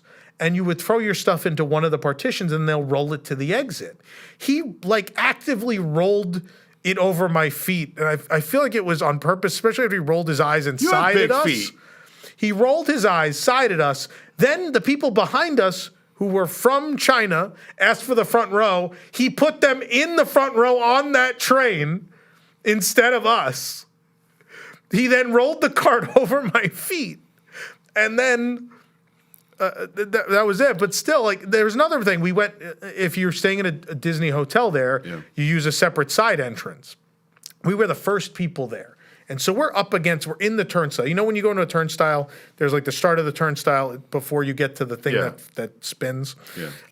The actual turnstile. Gate that you stand back from. There's a pocket of the device that gives it room to turn, right? So I'm in there up against the bar. I'm like the first person there. We're ready to go, and then Jason and other people with me are at the other two. We're the first people, and so they're scanning them to go in. The lady at the turnstile reaches over me to scan the woman behind me, and then tries to pull her through me. Through the turnstile. Like she's magical or something? And I go, lady, I can't move, number one. And number two, if you scan me, I will go in and I will be out of your way. So and then cast members finally, are rude. so finally she did it. The guests are another. I expect it from the guests there. Look, But- we all heard the stories of guests who had different sanitary I have stories. needs and the way they were relieving themselves in the park. when it I'll tell opened. you that was story very common. next. Okay. But so she's trying to pull this lady through me, and I go, just scan my ticket, and I will be out of the way, and you can bring her in. Yeah. She can't go through me. There's nowhere for me to go. I'm in the turnstile, and she makes a grumpy face, scans my ticket, and I finally go in. There was a lot of stuff like that, and I think if you brought Jason and Josh in, who went with me on that trip, I'm sure they have their own stories from the moments they were not with. We were not part of the group. Despite the usual stories, which are people were reselling merchandise in the middle of the park. Inside the park. Oh, yeah. There's a guy. Knockoff Mickey shirts inside There's the park. a cave. There's a cave in the Alice in Wonderland maze. They have a Alice in Wonderland maze that is not themed to the cartoon. It is themed to the live-action Tim Burton movies. And boy. It's not great. And there's a cave, and we went in the cave. There's a guy selling ear hats in the cave. There was a guy who came backwards through the queue in the Pirate Stunt Show selling keychains. Someone on Mickey Avenue, I think, was selling pins. It was wild. Wow. It was wild. And then you talked about the sanitary thing. We were in line to meet Gelatoni and Duffy on Mickey Avenue. Big star, huge in Asia. Yeah. And we have I don't think we can share this picture. Even if it is just of a puddle in a theme park. But while we're standing in line, I see this mother and her child. And the child has dropped to drawers. They're gone. The pants. How old are we talking? 3? 3? Okay. She's 3 years old. The diaper has come off. The mother has gotten out a Ziploc bag, and I'm like, did she, what has happened? I'm trying not to look because it's, Right. I'm obviously trying not to look, but they're 3 feet away from us on the side. I'm in this queue against the wall. There's nowhere, I'm looking forward, but I can see something wacky's going on. I see the mother open the Ziploc, and I figure, okay, the diaper's going in the Ziploc, right? The little girl squats over the Ziploc bag and starts to pee. I would dare say 3% of it went into the bag because there was just a puddle across the floor. Just a puddle across the floor. It's just the mother throws the Ziploc away. And I'm just like, there's urine. I'm in a Disney park and there's urine. Look, it happens here, right? We've had I've seen a kid pull down his pants and pee in the street at Peter Pan's flight. That's a whole nother story. It certainly happens here, but we saw it a couple times in Shanghai. And if you're not ready for that, just be aware if the floor is wet anywhere that may not be water. There's plenty of stories you can Google about. I wouldn't step in a wet puddle in the American parks either, for that matter. But people openly relieving themselves, and especially when Shanghai first opened, I think there's been a campaign to try to educate because China is a large and diverse country with a lot of different groups from wealthy people all the way down the wire, and people that come from a very sheltered background to people who have limited access to news and a censored farming. internet. Most of the country's in farming. Yeah. But they do have different ways that they potty train their kids. Yeah. And one of those ways might, from what I remember reading, involve kind of a hatch in the pants, where you open the hatch and find a bush. And so they didn't find a bush; they found a Ziploc bag. They found I don't know why they bother with the Ziploc bag. Yeah, I don't understand what she was trying to do at that point. Go to the bathroom. If you're worried about it going into something, the restroom was not far away. They have restrooms. Did you feel like you were too big for anything there in Shanghai? Like you're a big guy, you're an American guy. I fit on every ride. I don't know what size, 15 feet or something like that. I will tell you, my feet felt too big for the ropes course. Yeah, the adventure that aisle. thing is wild. It is. That's one of the reasons to go. It was super cool. So it's also scary because, I don't want to sound mean, but what's the nicest way to phrase this? I didn't want to go to a Chinese hospital. Okay. Is that a weird thing to say? I don't want to go to a hospital in a communist country? The way you were treated, they might have amputated your leg if you came beyond with a that, cut. and even if not, I don't know. So we're doing the ropes course, and it's pretty serious. I don't know if we can throw some B-roll of this I up. think we have some. I'll look if for Billy some. can add some, but I've seen this I'll ropes make a course drive where you folder have with everything.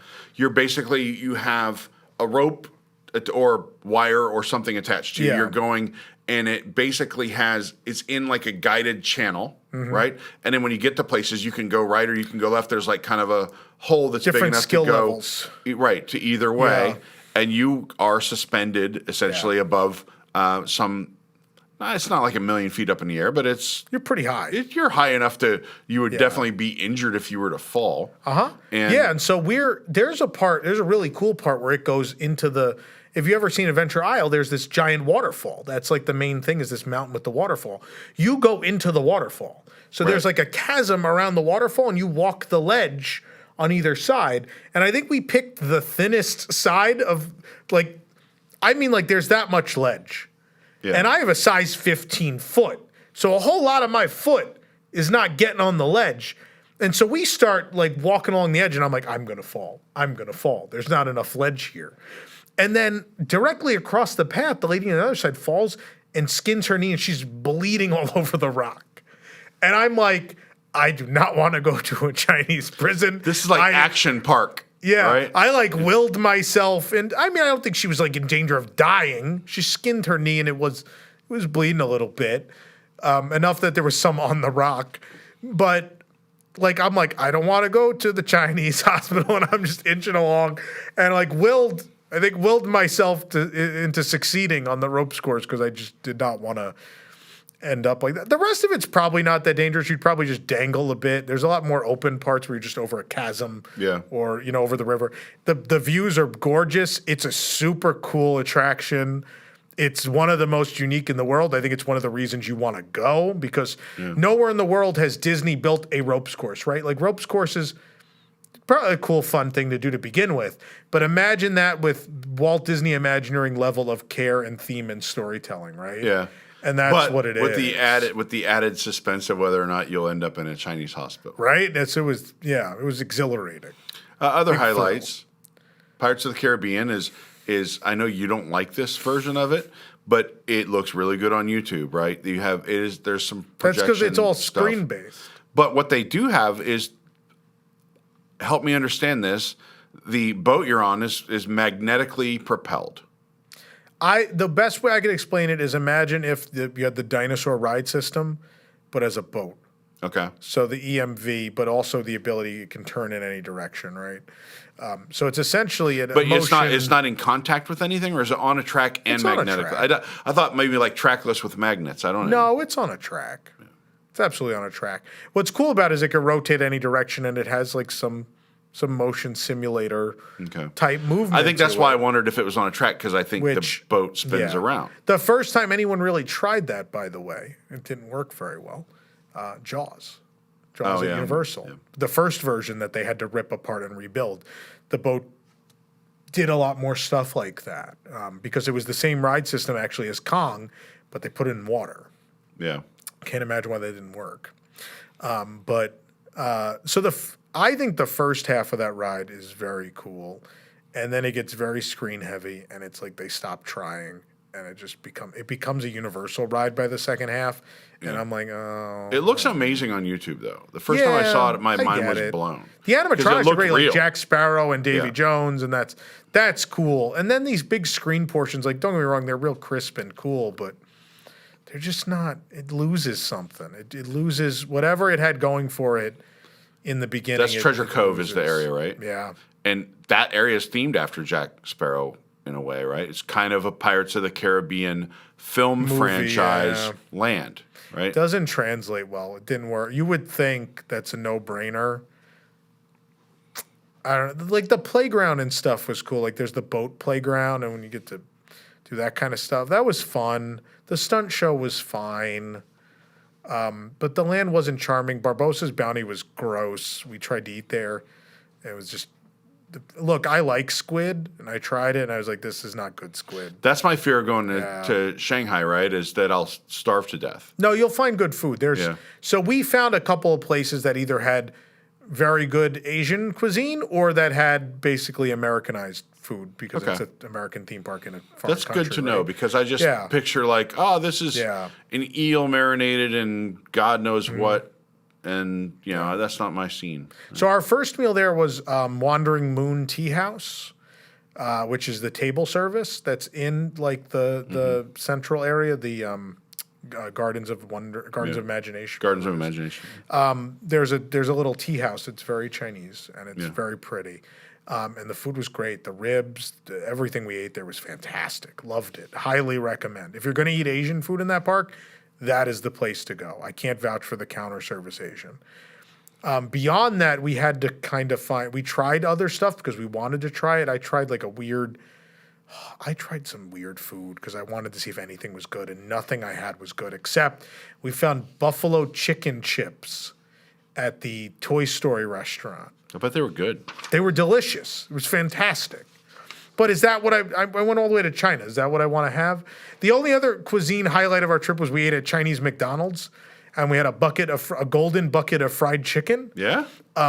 Jason ordered a taro pie, which was fantastic. Did it tell him he was gonna meet the love of his life? What else do we have? Jason had a sausage on. There was a McDonald's hamburger with a sausage patty on it. Huh. And then I forget what else we had. I had some weird chicken sandwich, I think. That was fun. I always it's weird and touristy, but I always like to go to foreign McDonald's and try like whatever the weird local thing Well, is. I think it's kind of similar to. I don't remember the exact quote that Bob Iger had when they were building this. Was something that was like undeniably Disney, but Chinese, authentically Disney, but distinctly Chinese is the part, right? Yeah. That kind of, that was the mantra. mixture there. I like that. I don't know if that's what you felt like. Didn't translate to the park, no. No. The park, it was. Bob Chapek wasn't a thing yet, but the park feels like a Bob Chapek park in a lot of places. A lot of corner cutting. Some places it feels like a Tom Staggs park. There's some places where you're like, that this is like Tron. Like, look, there's things I don't like about Tron, but the things that still felt elevated, like Tron and Peter Pan and the ropes course. And then there were things that felt like Chapek era, where I don't know if it's because like they were getting down to the wire and cuts had to be made and the park was a year late and there was all sorts of problems. But like the Rapids ride in Adventure Isle is junk. Like is it worse than Cali River Rapids? It's about as bad.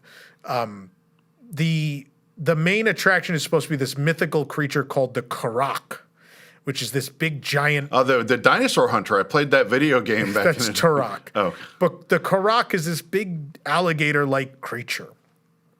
And all the art was super cool. I couldn't wait to see it. And then you go see it, and he looks real junky. It's real plasticky, and you could see you travel directly under the joint in his neck, and you could see his neck's not connected, and it's just garbage.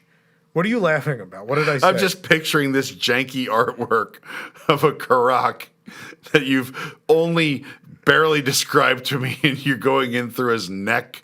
And well, it's you just go an under awful his looking... neck. He's like standing above, and the track goes like the path goes under his neck, and you can see like that his neck's not connected. It's just like there's a joint, and then this head on a pivot that just goes like this. I think I'm just picturing something really bad. I think what I'm picturing has to be worse than reality. I don't know if Billy can throw up an image of a Karak. I think I have video. I'll upload everything I have from Hong Kong and Shanghai from multiple trips in an attempt. Well, Shanghai was one trip, so that'll be easy to upload. But I'll upload everything, and Billy can sort of go through it, and I'm sure he'll find all this stuff. I'm pretty sure I didn't record the whole ride.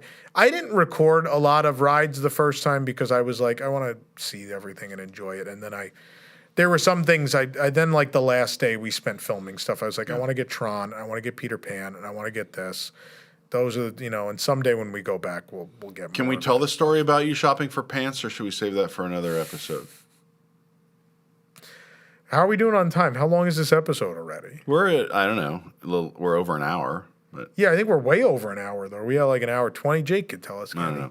Well, we started recording, and then we got distracted for like a half hour. I thought we started at 3:40. Because if you didn't know, we have the WIGS are watching us record this live. Our WIGS members at $7 and above are given the opportunity to watch us do this live through Jake's studio view, which we're doing right now because it is Friday afternoon. We release these on Tuesday morning. So the WIGS are joining us right here in the Discord chat. If you want to learn more about becoming a WIGS member, by the way, you can go to patreon.com/WDW. I never know which camera to look at because our tally lights don't work. But you can go to patreon.com/WDWNT or WDWNT.com/Patreon and learn how you can be a WIGS member for as little as $2 a month. If you want to watch this nonsense live through the studio view, then that's going to be at the $7 and above level. We're at an hour and a half. I think we'll save the pants story. Okay. For another day, I think. Okay. But I'm gonna hit you up on that pants story. I'm gonna bring up my favorite attraction in Shanghai. Like Tron was super fun. I like Tron. Yeah. There are some different choices I would have made, but Tron is fun. My favorite attraction in Shanghai, and this one I did film, and you can go watch, Peter Pan's Flight. Really? It's the best one they've ever done. It's fantastic. Does it still have like practical effects though? That's amazing. And then also they drew all new hand-drawn animation for the little projected parts, and it's gorgeous. Is it longer than like a minute long too? Mm-hmm. Oh wow! And all the figures, they're not like little like animated figures like all the other ones. They're like animatronics. They're full-blown animatronics. Really? Oh. It's so charming. Don't make me go to Shanghai. I love it. I'm gonna want to go now. Look, I really hate that park with a passion. It's my least favorite Disney park in the world. But the one thing that would make me go back is that one ride. It's worse than Walt Disney Studios? Yeah. Really? I think there's better stuff to do. And look, there's just an uncomfortableness of being there. There's an uncomfortableness, right? Like the overhanging Chinese malaise. Some of that, like ending up in a hospital. Watching the people that live there have to scan their government IDs to tell the government they're at the park that day. And, just the way people act and the general maintenance of the park. Like the park is beat up, right? Really? Like all the people that went for the grand opening. I know people on Twitter and everything ranted and raved. Like, it's the best Disney park in the world. I love it, and it's beautiful. And that's what I've heard. The narrative was they took all the lessons they've learned over 100 years of having this company, or at the time, not 100 years, 90 years or whatever, 87 years, and they had unlimited space to make all the dreams and lessons a reality and build this amazing park. That's the narrative that I've been fed. And then I've heard from other people that is not the case. At no point in that park do I feel like it is the culmination of what Disney has done in any way, right? There are little moments, right? Peter Pan, I think, is the culmination of having built that ride 5 times. I think whoever was tasked with that, I don't even know who at WDI worked on that, and kudos to whoever was involved, because it is the best version. Like, clearly those people cared and loved Peter Pan and were like, I love this attraction, but it is time to take it into the modern era. My favorite practical effect, I need to know if they have it. You know what I'm going to say. Tinfoil volcano? No. Oh. You tell me about that one in a minute. I don't know that one. It's not the traffic in London is like little glow dots painted on a bicycle chain that's churning down there. That if you look at it, you can see it on Peter Pan's Flight, but it looks like it looks like the traffic going by in London down below you, and it's just a bicycle chain with little glow-in-the-dark paint dots for headlights. I think it's more modernized than that. I don't remember that scene specifically. I need to go back and watch the video. It's my favorite practical effect. It's been a while. Disney Remember, history. I went in one time, and I went in 2019. That's a long time ago now. I like it better than Pepper's Ghost because it's so simple. Yeah. And so those are the best Disney effects where you just realize that they had to figure something out and they took whatever they could and you never knew any better because it looked so good. Right? There's a volcano made of tinfoil? No, the tinfoil in the volcano, in the one here. But just to make it like shiny? So it shines the red light. It looks like the inside of a volcano a little bit, but it's just tinfoil. Okay. Yeah. You didn't know it? How do you not know the tinfoil? I don't know. It doesn't come up at the dinner table very often. You can't help but not see. You know what else we can do with tinfoil? You never go on Peter Pan's Flight, I'm sure. I love that ride, but every time I go, it's sort of a payoff versus wait. Yeah. Like it's a very long wait and it's a very short ride. I still love to go on it. I got to be in the right mindset to go on that one. It's 5 times a year. Yeah, something like that. No, I love that in Shanghai. And Tron was super fun, and Pirates was fine, and the ropes course was amazing, and Soarin' was super weird. It's not the same Soarin', I assume. It's this weird backstory where I'm going to get this wrong, but it's like a woman turn into animals. They're like, okay, they turn into animal spirits, and that's what's happening in the ride. You turn into like a bird spirit, which allows you to fly You're across not on a the hang world. glider? You are, but you're not supposed to be. Look, the Tokyo one got it right, where they came up with this whole story. They're like, you're going to the Fantastic Flight Museum, and you're going to learn about Camelia Falco, and she built this early, Da Vinci-style flying apparatus. And what the story ends up being is that through the magic, she's come back, and her, her bird friend is going to guide you on the Dream Flyer. You get on the Dream Flyer and go to all these magical places, right? Okay. That's the one time the story makes sense. The vehicle makes sense. It's all explained, right? It's clear WDI, like OLC went to them, was like, we would like Soarin'. And they were like, well, what do you want us to do? We would like it at Disney Sea. No bent Eiffel Tower. Do you please. need anything else? They're like, well, we want to have Tokyo, the city, in there. You can get rid of France, and then we want to have Disney Sea at the end. But otherwise, do whatever you want. And they were like, all right. And they just we came up with this whole story, and the vehicles explained, and we got to do all these things we never got to do for Soarin' finally. But in Shanghai. In Shanghai, they tried to explain it, but it's weird. You go through like an ancient Is it temple. the same scenes though for the most part? You're Yeah, and then flying it ends over a with China. polar bear and a kite. Yeah, it's all the same until Sips the in end. at the Great Wall the of end is China. China. I don't think you fly over Shanghai Disney. I think you just fly through the city. I don't think it has the castle in the park. I think they just didn't do it. But it's still Soarin', but the backstory's super weird. So going difficult, easy. I You got to get a visa unless you're doing this complicated. But you needed the visa. I've never done the visa process, so I can't tell you. The transit visa was easy as long as you figured it out. Yeah, but I might only be able to go I may not be able to go to on a triple Disney park vacation. I might have to actually get a visa. So transportation to and from the airport. We took a taxi. Took a taxi, an hour, 20 minutes, $50. I don't $5. remember if it was 30 to 45 minutes, something like that, maybe. Okay. I don't remember the cost. I don't think it was much. It wasn't a big deal. Hotels? We stayed at the Shanghai Disneyland Hotel. It was very nice. Is that the only hotel? There's a Toy Story hotel. We didn't stay there. Does it look junky? I don't think so. Not from what I've seen. I don't know. We didn't even go over there. We didn't take a walk over there. It was kind of out of the way. The one thing I will tell you, because it is Shanghai, if you're going to wash your hair and stuff, you have to use the bottled water, and they'll give you a number of bottles of water knowing you're going to do this. Okay, so their water is not safe for drinking. So you should shower from a certain point down, and then if you're going to wash your hair, use the Anything where you might touch your bottled face. I water. touch my face a lot. Yeah. Viewers might notice that. yeah. So you think bottled water to...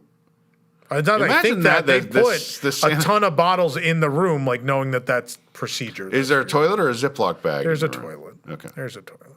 I don't know. Who knows? Yeah. Again, I want to clarify. This is not to be racist against Chinese people. It's a That was just what you communist witnessed when government. you were there. Yeah. It's the life there. I do not, being an American, I don't stand for communism. I don't agree with it. I don't think they treat people very well in a communist regime. And so I don't think it's the fault of the people. This is the experience I had with the people. I don't blame the people. You're a product of your surroundings, just as Americans are, right? I know we have our faults, right? We're fist fighting in the park and all sorts of stuff. Yeah. But, it's reality is reality. Do they have good merch? No. When we went... I mean, that's odd so when you they consider where the opened- merch is made, right? Wouldn't they pilot some of that? And When I'm they serious. opened, they had a bunch of Yeah. attraction-specific stuff. And by the time we got there, it was all gone. So there was Karak merchandise. You could get a Karak the you could get a dinosaur Karak hunter. ear hat and a Karak tail and Karak zipper with baby cutesy Karak on it.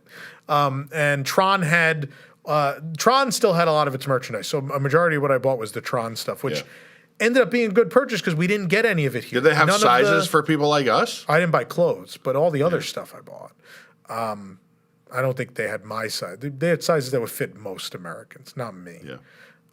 But all the attraction-specific stuff otherwise was gone. All the merchandise for the Garden of the 12 Friends and all that stuff was history. And when I got there, it was all very generic, which Hong Kong at times the merchandise is like that too, but World of Frozen got all its own unique stuff.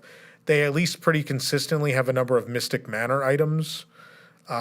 Otherwise, it might be rough. There's a lot of Duffy stuff, both Shanghai and Hong Kong. Real heavy on the Duffy stuff. But if you like those characters, you're going to find a lot of things that are exclusive to Hong Kong and Shanghai that you can't even get in Tokyo. Okay. So if you like those characters, you're in luck.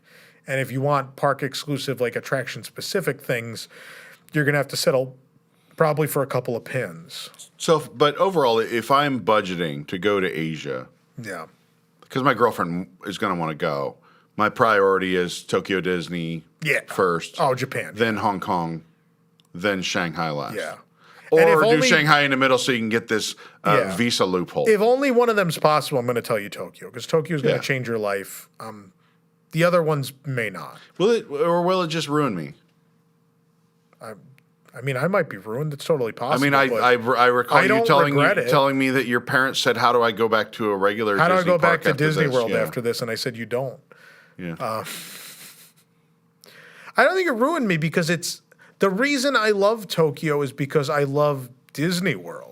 And Tokyo, in many ways, is the Disney World I grew up loving. From like the 90s. It's the quality, the quality, the care of the cast members, the customer service, the attention to detail, the maintenance, the quality of show is all what I grew up and fell in love with. It's what I love about this thing. And it's all still alive and well there. Like a lot of the love for Tokyo is a love for Disney World. tangentially the love of Disney World, right? Because it's, I go back there and you get to ride like the best version of Splash Mountain, and it brings back all these childhood memories of Splash Mountain. And you ride the Haunted Mansion, and it's the Haunted Mansion that existed from 1971 to 2007. And you go on Snow White, and it's the original Snow White from the Magic Kingdom. Yeah. And so that park, the pavement is still the single color, old style pavement. So you go to Adventureland, it's just green pavement. You go to Fantasyland, it's that reddish pink. Oh, I thought you meant like everything's the same. I was like, oh, that reddish pink. Yeah, I mean that's on Main Street's World Bazaar, I should say. But yeah, it's and the facades. It's this huge throwback to the Magic Kingdom of old. Then also peppered in is all this weird stuff that culturally is very much theirs. And then on top of that, then Disney came back and worked with them years later and built some of the greatest new age Disney attractions of all time. Right. And then just around the corner, you have Disney Sea, which is the greatest thing they've ever done, period. Right. So it's, but the basic love of Tokyo Disney is not, I went to Japan, so I like it better because it's special because you can't afford to go there. No, that's what an idiot in the Disney online community will tell you, is that a place is better simply because they went to it and it cost them money to go there. Look, if you're a true Disney Parks fan and you want to see all of them, I'm not going to tell you not to go to Shanghai. I went because I felt the need to see them all, right? Yeah. I will tell you now, it's my least favorite. I didn't love going there. I don't recommend it, but I fully understand as a Disney fan why you feel the need to go there. I totally get it. I think a lot of cruise line people, by the way, their favorite ship is whichever one they went on first. That's not universal, but I think also the Disney parks, the one you go to that's the farthest away that you put the most investment into and stuff might be the one that people like. But Japan, it's purely But Japan, because universally, I just hear that it's special. it's everything that it's supposed to be, right? So all the complaints you have about all the other Disney parks you've ever been to, or even Universal, any theme park you've been to, a majority of them melt away. Like they don't exist. I look for broken effects. There was one trip where I found one electric candle at the Haunted Mansion was burnt out.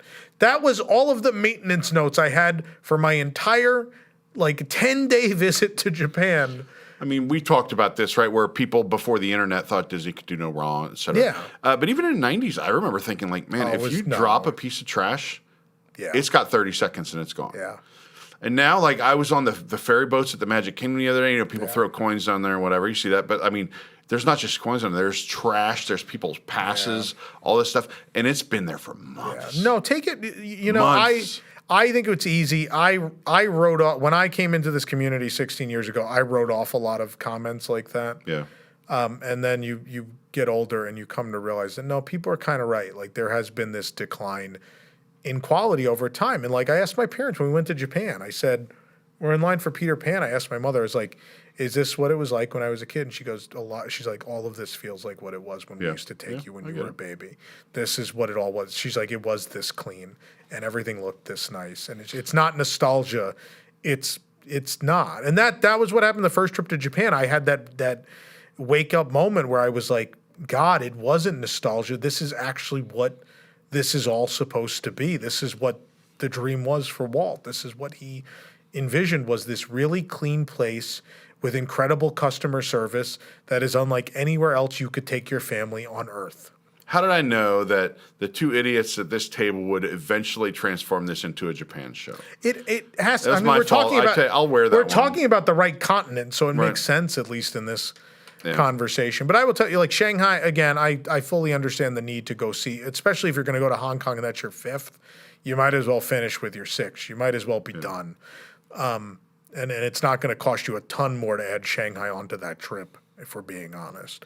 So, I think Hong Kong is a must because I think Mystic Manor and Grizzly are I think as a Disney fan, you owe it to yourself to see them at some point in your life. I think Explorers Lodge will be one of your favorite hotel stays you ever have. All right. And then I'll do it. Shanghai is, if you feel like you got to knock it off the list like I did, then I totally get it. I'm just warning you that it may not be everything you think it's going to be. Well, if you're enjoying our content, please like and subscribe to our channel. It really helps us out. The algorithm. If you think this is everything nonsense you want it to be, obviously you can watch Tom's food review and try to win this Olaf mug. You can go to carouselofproducts.com to support us as well. We sell T-shirts and all that other kind of nonsense. And you'll get stuff for Christmas if you order now. Carouselofproducts.com, all the T-shirts you could want. And that's it from here. We hope you have a great week. You're watching this on Tuesday, which means that Dreamers Point is opening. We have a new nighttime spectacular opening at Epcot tonight. So there's a lot of Disney. Are you coming? I'll be there. Maybe. I don't know. Maybe. I'll be there. It's like anything else. It depends on how dire the needs are around the company for some whole. I mean, if I'm going, you can go. Yeah. You're getting a phone call. That was my alarm. Oh. No, I was getting a phone call. It was my alarm to wrap it up. It's time to leave. Yeah. I think we're going straight to a meeting from here now. We are. So, all right. Well, thanks a lot for watching. We'll see you next time here on the WDW News Today podcast. See you real soon.